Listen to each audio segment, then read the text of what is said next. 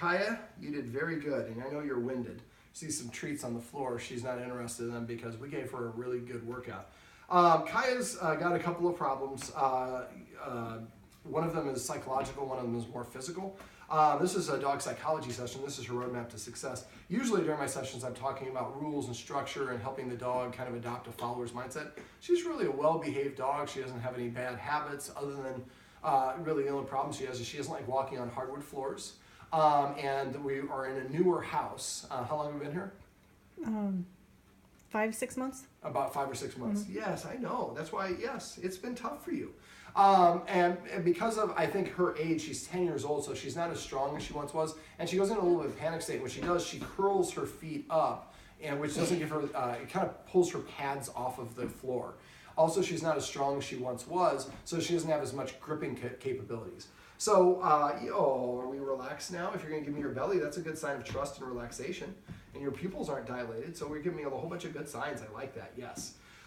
So basically, for the hardwood floor, what I recommend the Guardians do is go get actual booties, and we just got done kind of walking through Amazon about getting some of these booties. Now, when we put the booties on, the booties are going to allow her to grip the floor. Well, because she's developed such a negative association with the floor, if we put the booties on, start putting on the floor right away, she's going to not going to want the booties on because that means that's what it represents.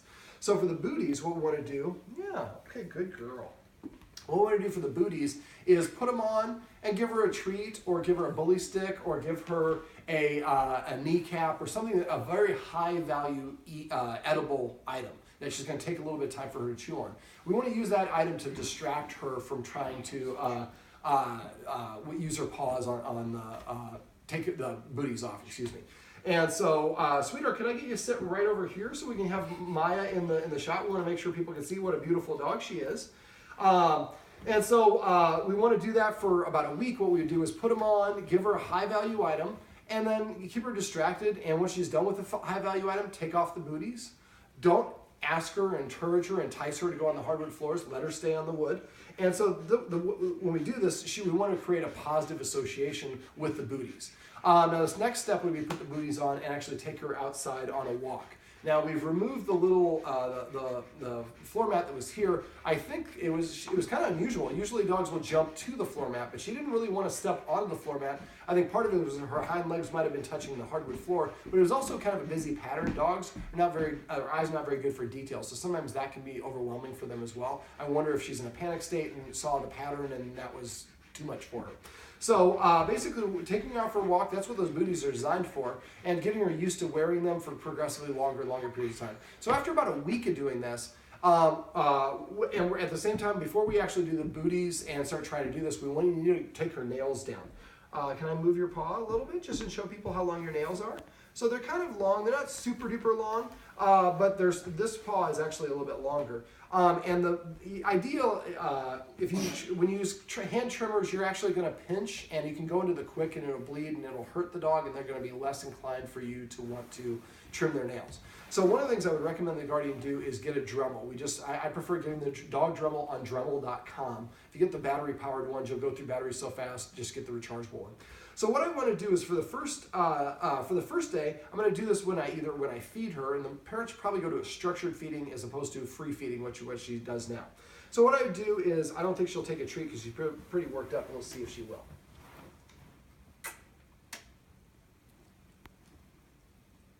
Put it between the teeth and come and see if you'll chew it. Nope, she said no. So what I would do is, this is a good example of she's a little above threshold. So what we would do is give her a treat or her kibble, and then when she does that, we're just going to hold her paw, just hold one of her nails like that. We're not going to trim it, we're not going to do anything. We just want to get her used to us manipulating and touching her paws. So I would do that for a couple days until she's no longer retracting when you reach for them. She's nice and relaxed, her body language is comfortable. After we get to that point, then what we would do is repeat the same process, but then somebody would have the Dremel way across the room, or it might even have to be like at the top of the stairs. We want to increase the distance so that she doesn't hear it and it's not so proximate that it freaks her out. And what we're going to do is we're going to give the treat or the kibble, and I would come up with a code, maybe be on speakerphone or something like that, and say, every time the person on the other end of the phone hears now, we don't want to say now each time. I usually use a color each time or a different number, so we're using different terminology, but it's in a classification. So every time you hear me say a number, turn the Dremel on. And at first we're just going to turn the Dremel on and immediately off. We want her to hear it, but not be super loud. And we get to the point where we can manipulate all of her digits the same way with the Dremel, hearing the Dremel while it's on, and only on, it's on, off for each one. To the point where she doesn't react, her ears aren't perking up. Then the person with the Dremel is going to start moving a little bit closer and a little bit closer each time. I wouldn't necessarily do it one nail, take a step, next nail. I would do maybe one paw, then take another step closer. And then keep doing that. When you get to the point where she starts, backing off or pulling her paw away, she's saying I'm uncomfortable, that's when we want to slow down, back up a step, and practice that step a couple more times till she's comfortable. The idea is to get to the point where the Dremel, I can have her here with the Dremel, touch her paw, turn the Dremel on. Well, give her the treat first though. Always give the treat first. Treat, touch, Dremel, and she's comfortable. I know. The next step would be actually to touch her paw, give the treat first, and then touch the nail with the Dremel, but not on. So we're not actually doing any dremeling. And we're going to go through that process for all the paws until she's, again, completely relaxed for that. Once she's at that point, then we actually turn it on right here while we manipulate. And if she's comfortable with that, that quick at first. We're not really going to be doing too much dremeling. Now, before you actually do the dremeling, I would take her to your vet or wherever you can take. She has black nails, so it's hard to see where her quick is. We don't want to go too much, but we want to take as much of that non-quick nail off. So when we get to the dremeling, dremeling is slower than trimming, and we don't want to be. The longer you're approximate like this, the more probable that she's going to react to it in a negative way. But if we do this gradually and progressively, eventually we get to the point where she's comfortable with you dremeling, and then you can take the hard edges off, and then that will help where if she does try to grip, her nails are not working against her anatomy, which is kind of one of the things that's working here. So I would kind of work on the Dremel first and getting her used to the booties. Some of the booties you can get will encapsulate her nails. Some of them have little gussets, the nails come out of it. Whichever one you get, either one is fine. I'd probably get the one intact so you don't get sand and whatnot or salt and whatnot coming in. But at first we're just going to put it on her and go for a walk. So again, a positive association. The booties go on, we go for a walk. I like going for walks. And the more walks we give her, the stronger we're going to make her back legs and her front legs, and it's going to give her better gripping capabilities of walking on the floor without being freaking out. Okay, so once we get to that point, we're not going anywhere, but her pupils are no longer dilated. So yeah, you look a lot more relaxed now. So once we get to the point where her nails are short and she's comfortable, she's had at least a week with the booties on without any discomfort, the first stage I would do is put the booties on and take her for a walk to the sidewalk, turn around and walk back, walk inside. And just at first you're just going to take a detour right here and then just do a circle and then immediately go right back outside. Remember, we don't want to pull her on the leash. So if she kind of starts to, we want to try to keep our momentum going. If you stop, she'll stop and try to sit down because that's her defense and coping mechanism. So if we do have to pull, we want to do a little rocking back and forth. And as soon as she gives us any movement, we immediately take the tension off the leash. We want her to say, as soon as you move forward, the tension goes away. We don't want to force, but sometimes if she's too shut down, she's not going to move forward, and we have to help her get through this. I would use positive reinforcement with treats and whatnot, but the family's done that, and that has not worked. It's just not strong enough motivator for her.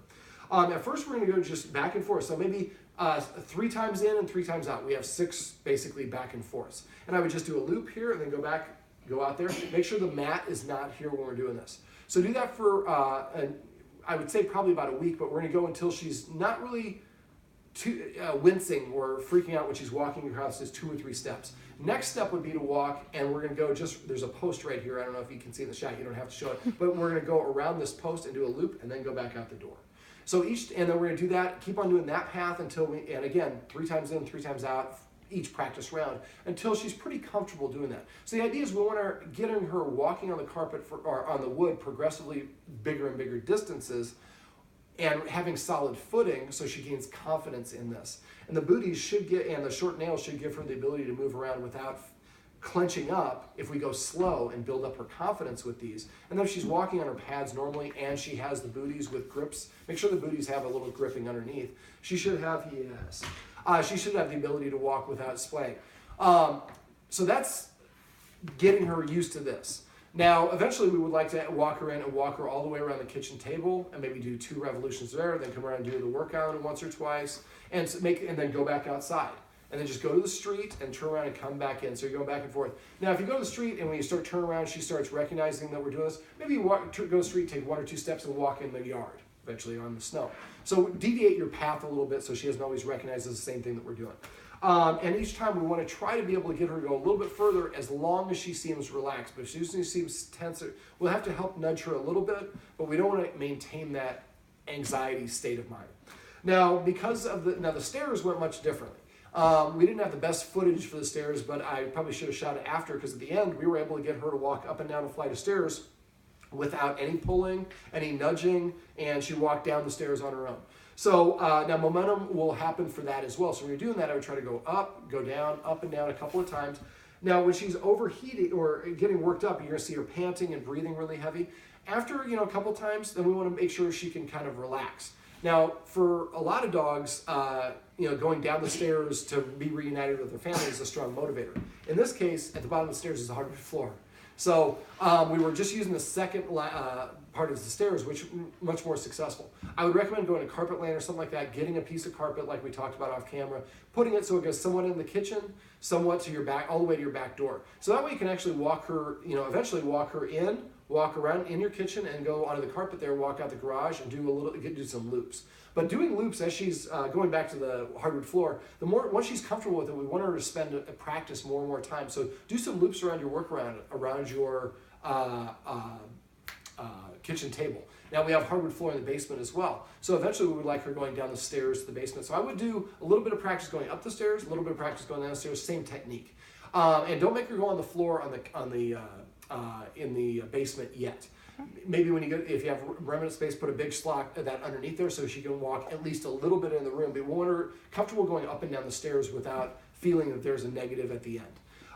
And once we get to the point where she's comfortable going up and down the stairs and she'll do it on command without any nudging or having a leash, we should be, that's usually about a week, maybe 10 days. If you're practicing it 3 or 4 times a day, she should be done with that. Now again, make sure there's carpet on the landing area before you start doing that. Otherwise, she's not going to want to go there. She's going to go back in that panic state. Now, a couple other things that we could do is she's a well-trained dog, but her guardians haven't really spent a lot of time with her in terms of training because she's 10 years old. She knows everything that she needs to know. But this is a bit of an insecurity, this fear of the floor, fear of the stairs. And so just like us, when we have when we master a new skill or accomplishment, we have a sense of pride that fills us up and helps boost our self-esteem and our confidence. We can boost a dog's self-esteem and confidence a little bit by teaching them different tricks. So we might want to go to YouTube and look for easy dog tricks, or go to Google, what are easy tricks to teach your dog. Now, the more that you teach her, the more she feels like she's engaged. And then basically after we do the floor or the stair exercise, we want to bring her in here and give her a positive association. So maybe give her a little bit of a massage when she stops breathing heavy. Remember, when she's breathing heavy, we can't pet her because we're going to reward that. We can touch her and let her know we're here. Now she's relaxed. So maybe after this, once she relaxes, the kids come over and we all give her a little bit of a massage. Or we play ball. She's not a ball dog, but we play tug of war. We give her a bully stick or whatever. So at the end of the hard exercise that's difficult for her, at the end there's a reward, there's a positive reinforcer for it. Now you can also do things like petting with a purpose and passive training. So just asking her to sit before we pet her. Try to pet her under her chin whenever possible to facilitate that nose up orientation. And then I would feed her twice a day. Feed her in the breakfast first, and right now she's grazing, but that gives her the ability to think that she's kind of on peer level with her guardians, and that can kind of create a little bit of anxiety if she thinks that you're in danger and she can't protect you, or things along those. We want her to adopt a follower's mindset like a child to a parent. Children don't worry about the mortgage or all this other stuff. They just live in their little world. We want her to live in her little world. Yes, you're going to sleep pretty well tonight. So let me see. So get the carpet there and practice the stairs as we went over. Now I'm probably forgetting some other things. So if you have questions, I want you to call me or text me. I can only help you if you let me know there are questions. I will do a write-up and I'll talk to you about that off camera. All right. Are we ready? How about a treat? You want to try a treat? She's like, no, I'm still not ready. Well, this is her roadmap to success. Remember, everything you do trains your dog. Only sometimes you mean it.